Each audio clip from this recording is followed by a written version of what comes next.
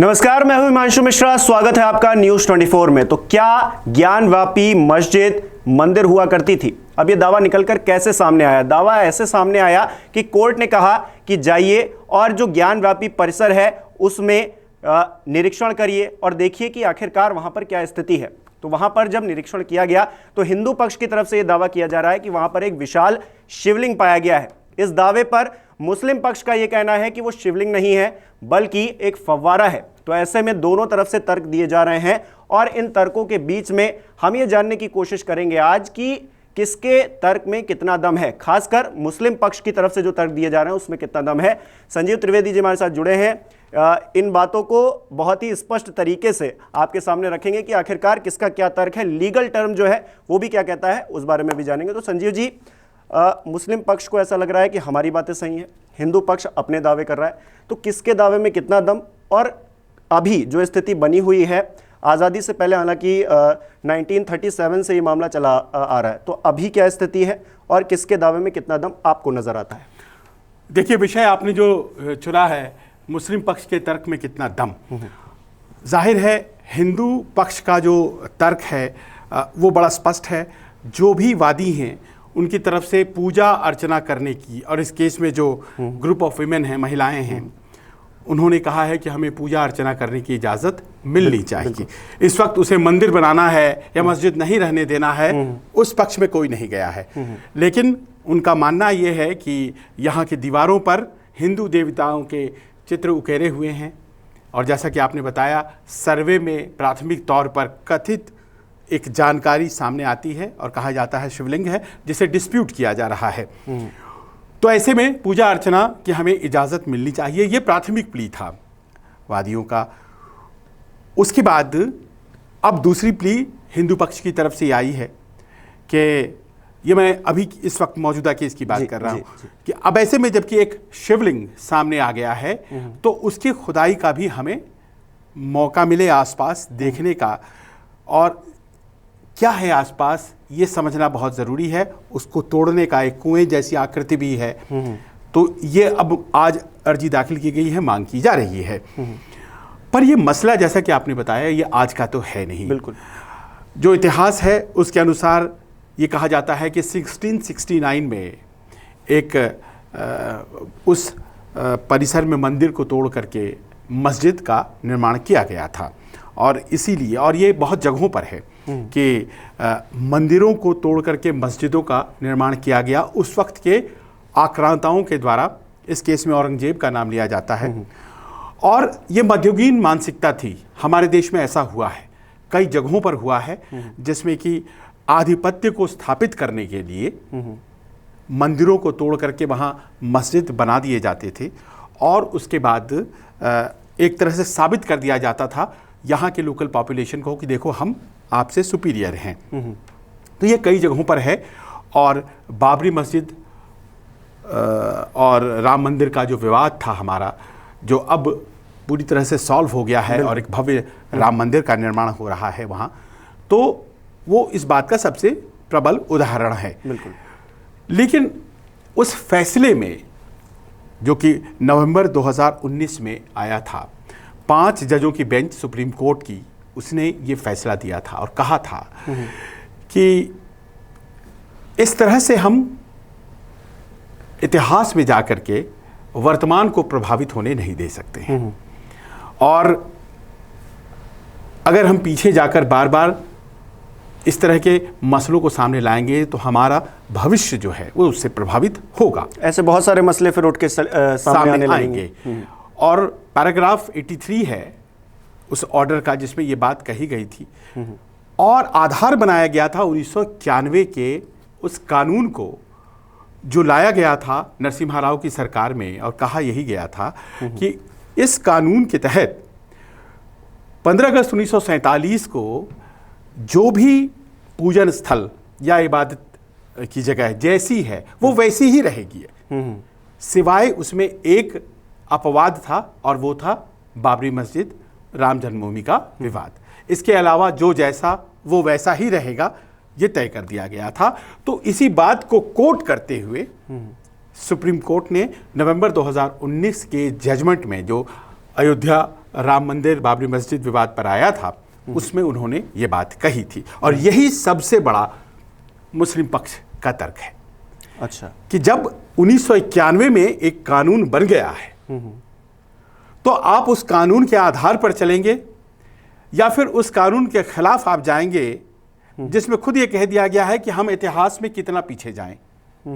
और वो मध्ययुगीन मानसिकता थी, मीडिएवल एक अप्रोच था लोगों का, गवर्नेंस का, और वहां के राजा मंदिरों को तोड़ करके अपने आप को साबित करना चाहते थे। तो उस तरह की स्थिति क्या हम अभी अलाउ कर सकते हैं? मुस्लिम पक्ष का पहला तर्क यही है। कहीं ना कहीं इस बात को आप समझिए कि इस आर्ग्यूमेंट में वो मानते हैं कि कई मंदिरों को तोड़ करके मस्जिद बनाए गए थे, लेकिन वो कहते हैं कि अब हर जगह अगर आप इसी तरह से रिविजिट करने लगेंगे तो फिर इस देश में कानून का राज नहीं रह जाएगा और एक दूसरी स्थिति पैदा हो जाएगी जिसमें देश का विकास जो है वो प्रभावित होता है। ये सबसे बड़ा तर्क 1991 का है।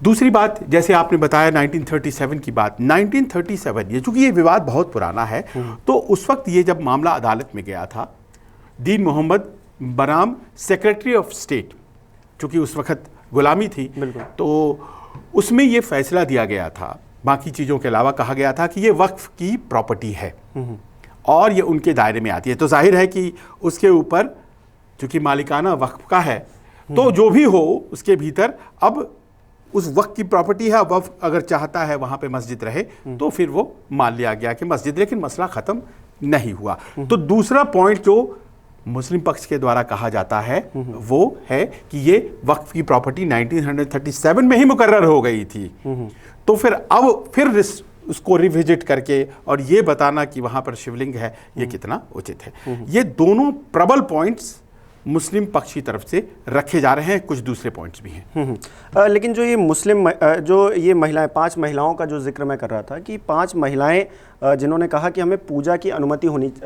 दी जानी चाहिए वहाँ पर जो मंदिर है, तो वो अगर इस बात को रख रही हैं तो क्या ऐसा नहीं संभावनाएं नहीं बन सकती कि उनको पूजा की अनुमति भी हो? और क्योंकि आपने कहा कि वहाँ पे मंदिर बने, उसे तोड़कर मंदिर बन जाए, ऐसी तो कोई बात निकल कर सामने नहीं है, तो दोनों लोग क्या सहमत नहीं हो सकते एक ही जगह पर एक ही चीज़ करने के लिए अपने अपने धर्म के अनुसार?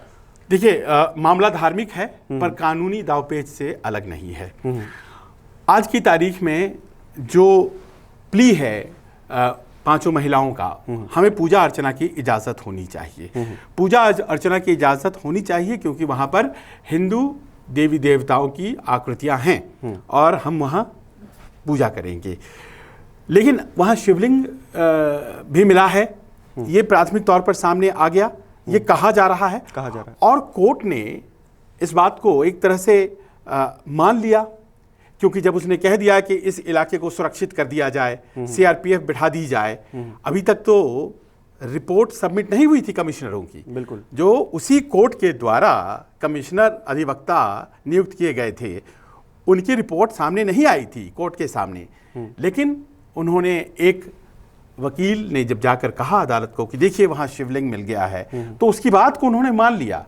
अभी कोर्ट के कमिश्नरों का रिपोर्ट आना बाकी है, उसको मान लिया और उन्होंने कह दिया, शायद इसलिए मान लिया क्योंकि कोई उत्सुकता में या फिर कुछ गलत चीज़ ना हो, वहाँ पर कोई ऐसी अराजकता ना फैल जाए, इसलिए भी वहाँ सुरक्षा संभव है। हाँ। लेकिन लीक ना हो ये कहा था कोर्ट ने कि लीक नहीं होनी चाहिए, कमिश्नरों को कहा था। बिल्कुल। लीक के नाम पर एक कोर्ट कमिश्नर हटाए भी गए हैं। बिल्कुल। और लीक के आधार पर ही फैसला दे दिया गया अदालत के द्वारा। वो जानकारी कैसे सामने आई? लीक के जरिए ही तो आई ना, वो कभी रिपोर्ट तो आई नहीं है। तो ये एक पक्ष है जिसको शायद मुस्लिम पक्ष सुप्रीम कोर्ट में दोबारा से रखेगा जब अगली सुनवाई होने जा रही है। तो कानूनी तौर पे अगर देखें तो मुस्लिम पक्ष जो बातें कह रहा है वो कानूनी तौर पे ज़्यादा सही हैं, क्योंकि वो कह रहा है कि अगर कोई ऐसा कानून बन चुका है या फिर ऐसी बातें कही जा चुकी हैं कि आप पीछे ज़्यादा नहीं जा सकते हैं और जो चीज़ें जैसी हैं आज़ादी के बाद से वो वैसी ही रहेंगी। राम मंदिर एक्सेप्शनल मामला रहा, पर आपने कहा ना कानूनी मामला, देखिए कानूनों में पेच होता है और मुस्लिम पक्षी सही कह रहा हो या हिंदू पक्षी सही कह रहा हो, ये असर्टन करना है सुप्रीम कोर्ट को। अब देखिए मसला क्या है, मसला ये है कि महिलाओं ने जब कहा कि मुझे पूजा अर्चना की इजाजत मिलनी चाहिए, अब फिर शिवलिंग साक्षात सामने है ऐसा उनका दावा है। कोर्ट ने प्राथमिक तौर पर कह दिया है कि नहीं, उस एरिया को घेर दीजिए, आप सुरक्षा कीजिए, वहां वजू नहीं होगा। तो अगला दावा जाहिर है मंदिर का होगा, क्योंकि जब वहां पर शिवलिंग होगा, और देखिए शास्त्र प्रमाण के आधार पर यह साबित किया जा रहा है कि अगर नंदी जिस ओर मुख कर कर बैठते हैं तो सामने वो 83 फीट का दायरा है, उसके सामने शिवलिंग होंगे ही होंगे, तो नंदी की प्रतीक्षा खत्म होती है। तो वो शिवलिंग ही है जिसे नुकसान पहुंचाकर फव्वारा बनाने की कोशिश की गई थी। एक पक्ष, हिंदू पक्ष, ये दावा कर रहा है, तो इसीलिए कानूनी दावपेच का मसला है। अब आपने कहा मुस्लिम पक्ष के तर्क सही है क्या? देखिए 1991 के कानून में ही एक लूप होल भी है, या यूं कहें कि एक पेंच भी है। उसमें कहा गया है कि अगर कोई भी ऐसा मॉन्यूमेंट है, कोई ऐसा हिस्टोरिकल मॉन्यूमेंट है या एंशिएंट महत्व का मॉन्यूमेंट है, कोई बहुत पौराणिक है, हिस्टोरिकल है, तो फिर उस मामले में ये कानून अप्लाई नहीं होता है। यानी कि साबित करना पड़ेगा कि ये 100 साल से पुराना बड़ा ही ऐतिहासिक महत्व का विषय है, तो फिर उसमें ये कानून कमजोर पड़ जाता है। इस कानून में ये पेच फंस जाएगा, ये पेच, तो फिर उस मामले में फिर रिविजिट आप कर सकते हैं। पर इसमें मुस्लिम पक्ष का ये तर्क है, देखिए कि 1998 में, चूंकि वादी के तौर पर कई पार्टीज हैं, तो ये मामला चल रहा था, पूजा अर्चना की मांग चल रही थी, तो 1998 में इलाहाबाद हाईकोर्ट ने स्टे लगा दिया है। उन्होंने स्टे लगाया हुआ है और कहा है कि इस मामले में फिलहाल कोई सर्वे, कोई पूजा की इजाजत वगैरह वगैरह नहीं दी जा सकती है। तो मुस्लिम पक्ष का ये तीसरा बड़ा तर्क है, जिसमें वो कह रहे हैं कि इलाहाबाद हाईकोर्ट के उस स्टे की अवहेलना करते हुए लोअर कोर्ट वाराणसी ने ये कह दिया कि आप सर्वे करिए। ये कैसे कह दिया? जब इलाहाबाद हाईकोर्ट ने 1998 में स्टे लगाया था, तो फिर ये कैसे कह दिया कि जाइए जाइए और आप सर्वे करिए? ये तो गलत हो गया। इसके जवाब में हिंदू पक्ष का ये कहना है कि उस सर्वे पर जो स्टे 1998 का था, 2018 में सुप्रीम कोर्ट ने वेकेट कर दिया था, और इस कारण से वाराणसी के कोर्ट को यह अधिकार है, डिस्ट्रिक्ट कोर्ट को, कि वो इनको सर्वे का अधिकार दे दे। फिर ये मुस्लिम पक्ष का कहना है कि साहब ऐसा है कि हमारी बात को तो सुनेंगे ना आप, आपने हमें तो सुना ही नहीं, आपने कहा उस एरिया को सील कर दीजिए। तो ये एक तो एक्स पार्टी फैसला हो गया ना, हमें सुनना था, 2 बजे सुनवाई कर लेते, 4 बजे सुनवाई कर लेते, लेकिन हमें सुन लेते 16 तारीख को, जब ये सामने चीज़ें आई थी, और हमें सुन करके 16 मई को तब कहते कि भाई इसको आप सीआरपीएफ के हवाले करें या वजू बंद कर दें या वहां उस इलाके को सील कर दें। तो आपने हमें तो सुना नहीं। बिल्कुल। आपने कोई जानकारी लीक हुई, उस जानकारी के आधार पर कोई व्यक्ति आए और उन्होंने अपनी अर्जी दाखिल की और आपने फैसला दे दिया। अब देखिए सुप्रीम कोर्ट के सामने ये सारी चीज़ें रखी जानी हैं। ये जो 3 बड़े प्रमाण रख रही है आर्गूमेंट के तौर पर, वो है 1937 की बात, जिसमें कि दीन मोहम्मद बनाम सेक्रेटरी ऑफ स्टेट, वो 1991 का वो एक्ट जिसमें ये कहा गया है कि जो जैसा था 1947 में वो वैसा रहेगा। 1998 में जो स्टे ऑर्डर इलाहाबाद हाईकोर्ट ने लगाया था, और आखिर में जो 2019 में सुप्रीम कोर्ट ने अयोध्या बाबरी मस्जिद विवाद में जो फैसला सुनाया था हिंदू पक्ष के लिए, उसमें भी जो कहा था कि भाई ऐसा है कि 1991 का जो मामला है उसको अपहोल्ड किया जाए, 1991 के एक्ट को, और बार बार पीछे जाया नहीं जा सकता है, और इतिहास की गलतियों को सुधारना अनुचित रहेगा। तो ये 4 पॉइंट्स हैं जो कि मुस्लिम पक्ष सामने रखना चाहता है। ठीक है, और आखिरी में ये सवाल कि क्या राम मंदिर को लेकर जो विवाद हुआ, अब ये दूसरा मामला निकलकर सामने आ गया जो लंबा खिंचेगा, और फिर उसके बाद जो कॉन्फ्लिक्ट है उसका राजनीतिक तौर पर लाभ उठाया जाएगा या फिर किसी को नुकसान होगा? राजनीतिक तौर पर एक छोटी सी बात, एक छोटा सा कमेंट चाहूंगा। देखिए पैरेलल लाइन तो राजनीति की चलती रहती है। एक कानूनी पक्ष होता है, एक सियासी पक्ष होता है। तो सियासी पक्ष में जाहिर है कि जो दक्षिणपंथी विचारधारा पार्टियां हैं उनको फायदा इससे होगा, और इसी कारण से आप देख रहे होंगे कि जो सरकार की विरोधी पार्टियां हैं वो स्टैंड लेने में कतरा रही हैं। असदुद्दीन ओवैसी ही मुखर रूप से कह रहे हैं, लेकिन जो मुस्लिम वोट्स लेते हैं वो क्यों नहीं कह रहे हैं, ये सवाल भी वो साथ साथ खड़ी कर रहे हैं। अब देखिए हिंदू पक्ष का, तो हिंदू मुस्लिम की एक लकीर जो है वो लगातार उसको मोटा करने की कोशिश की जा रही आपका मंदिर आंदोलन एक खत्म हुआ है, है। तो ये दूसरा शुरू हो गया। तो देखिए सियासत को ये सूट करता है, बट टेक्निकल पॉइंट भी है। टेक्निकल पॉइंट ये है कि देखिए फंडामेंटल राइट है, राइट टू रिलीजन। हमारा धर्म का जो अधिकार है वो तो हमारा मूल अधिकार है। तो मूल अधिकार को कोई कानून रोक सकता है क्या, ये एक प्रश्न है।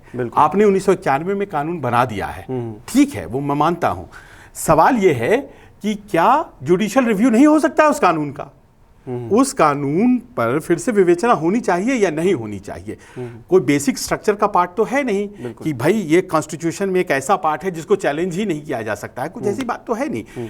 तो हमारे पूजन का जो अधिकार है, फंडामेंटल राइट है, उसको अगर कोई कानून सीमित करता है, जैसे हिंदू पक्ष कह रहा है कि 1991 का ये कानून जो है मेरी पूजा के अधिकार को सीमित करता है, तो मैं उसको भी चैलेंज करना चाहता हूं। और आपको मैं बताऊं कि 2 मामले इस कानून के खिलाफ सुप्रीम कोर्ट में लंबित हैं कि भाई इस कानून को खत्म करिए।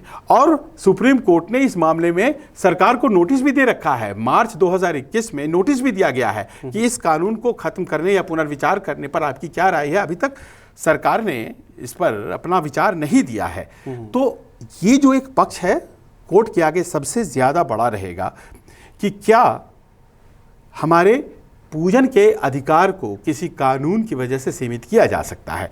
लेकिन अगर पूजा का अधिकार हिंदू पक्ष का है तो इबादत का अधिकार मुस्लिम पक्ष का भी है। और ऐसे में सुप्रीम कोर्ट के सामने ये जो समस्या है एक ऐसी समस्या नहीं है कि इसका फौरी तौर पर निदान हो जाए। इसमें एएसआई इन्वॉल्व होगा, इसमें और भी एजेंसियां इन्वॉल्व होंगी, और एएसआई तो वैसे भी इन्वॉल्व है और ये लंबा खींचेगा। और जैसा कि आपने कहा, सियासत के लिए ये बड़ा एक अहम मुद्दा रहेगा आने वाले दिनों में, ये तय है। इस पे चर्चा होती रहेगी। तो फिलहाल के लिए जो हमारा टॉपिक था ज्ञानवापी केस को लेकर, जो मुस्लिम पक्ष के तर्क क्या हैं और इन तर्कों में कितना दम है, इसको लेकर संजीव जी ने बहुत ही आसान सी भाषा में जो है हमें समझाया है। और आप क्या समझते हैं इस मामले को लेकर, आप भी कमेंट करके हमें ज़रूर बताएं। और न्यूज़ 24 के साथ लगातार बने रहें ताज़ा अपडेट के लिए। नमस्कार। नमस्कार, मैं हूं मानक गुप्ता। अगर आपको हमारा ये वीडियो पसंद आया हो तो इसे लाइक और शेयर जरूर करें। और हां, हमें सब्सक्राइब और फॉलो करना ना भूलें ताकि आप देश और दुनिया की कोई खबर मिस ना करें। तो जुड़े रहिए हमारे साथ और देखते रहिए न्यूज़ 24।